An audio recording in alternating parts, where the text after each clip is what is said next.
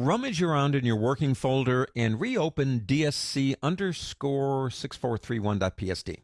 And in the previous lesson, we put this on Behance. And so now all the world can see it and comment on my wonderful flower, but maybe I want to do something else with it. Maybe I want to put it out on an internet site. Maybe I want to put it into something like PowerPoint.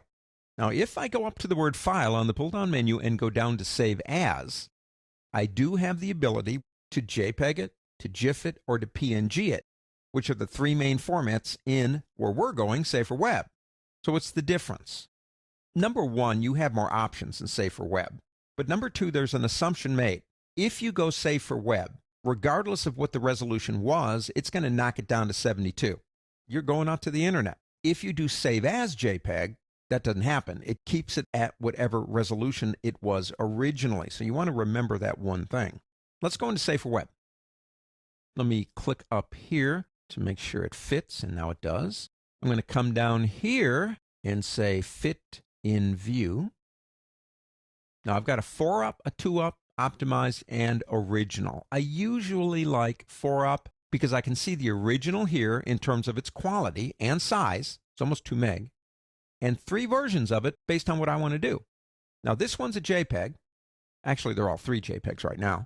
This one's a JPEG at 80% quality, which is about as good as you can get. It's called very high. See right here. And that's where you change it, up here. This one is at 40% quality, and this one is at 20. This one is 108.3. This one's 30. Wow. 30.79K out of 2 million. This one is 21. It's even smaller. JPEG is a format that reduces file size by removing color information. Let me put it this way. It throws it away. It's lossy compression. It then takes the colors that are remaining in what must be some amazing algorithm and dithers them into patterns that trigger color memory, and we begin to see colors that aren't even there. Pretty cool when you think about it. This one will load in 5 seconds if I'm running a bandwidth of 256. Now, if you know your bandwidth, you can click here and change that. Now, we have a rule on the internet called the 8-second rule. It used to be the 10-second rule. It's now the 8-second rule. And that typically means that your landing page that people are waiting to open up, kind of like knocking on the door, let me in, must load within 8 seconds or will probably go someplace else. So if this is 5 seconds, although I like the quality, that's 5 seconds of my 8 just on that one image, and there's probably more that landing page is going to have on it. So this one, no. This one at 40, ain't bad. 2 seconds, 30.79. Now what can we do here to make this better? Well, let's go with this one. Let's play around with some of our options up here. Number one, the way I made this image with a soft focus is ideal for compression. It would be bigger if there were harder edges. So I can probably go to quality right here and knock that down to 0. Put it in a trash compactor and jump on it. We're down to 14K and 1 second. That's not too bad. And I'll tell you what, it doesn't look much different than the one over here that's 2 million. What's progressive? Well, progressive actually will make the file a little bit bigger. You can see it was a 14.08 and now it's 14.2. But it loads it in waves. Some older browsers can't support progressive, so I usually don't use that one. The optimized option here really does help. It's just one more feature to help compress the image. You can even embed the color profile.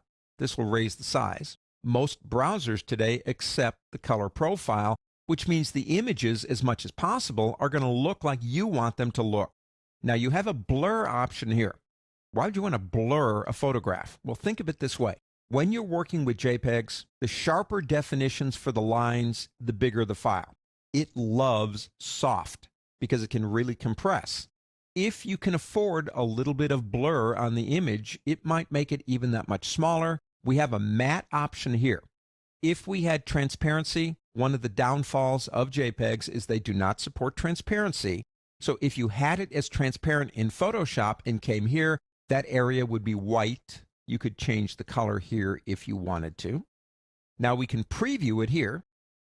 You can check and add metadata like copyright information, stuff like that if you want to do that. You can even change the size right here if you want to do it here by either numbers or a percentage. Now JPEG is not our only option. If we click up here, we have the PNG format and the GIF format. GIF, graphics interchange file format, is not for photos in most cases. It's for clip art. It works best with RLE compression to compress solid colors. Photographs don't usually have solid colors. So clip art, logos, stuff like that, GIF them. What's the PNG8? The PNG8 is kind of phasing out the GIF. Eventually, believe it or not, this one's going away. This one is going to take its place. It does the exact same thing as a GIF. However, it can get the files sometimes 15-20% smaller. The PNG24, I love this format. Let me actually leave this one alone. Let's click on this one. Let's make that one a GIF. And let's make this one the PNG24. That's why I like a 3 up here. You can look at the original and kind of compare. Now you can see this one doesn't look as good. Some of the edges of the colors are harsh because it's not designed to work with photos, but check out the size. Back up to 220. Why? Because it can't handle all this stuff. It wants solid colors. So this is a rule out anyway, unless it's clip art. This one is just as good as this one. The PNG24 is lossless. It does not hurt the image. It will be just as good as the original, but 681, please. That is way too big for the internet. However, I would take that and put it into, say, a PowerPoint presentation, and that would be fine too. You have a lot of different options. Remember the one biggest thing. If you bring it into, say, for web, the resolution of the image is going down to 72. Other than that, choose a 4-up, look at the images, choose the one, and this is how I do it. I look at the one that is small enough to work for me and still maintains quality enough that I can use it. That's why I love 4-up. You like what you got? Click Save. Give it a name. Put it somewhere where it's supposed to be, obviously, and click Save down here. Save for Web has been there since, I think, Photoshop 5.5. Now, not CS 5.5, the original 5.5. But it's an excellent feature, not only for the internet, but even things like Microsoft PowerPoint.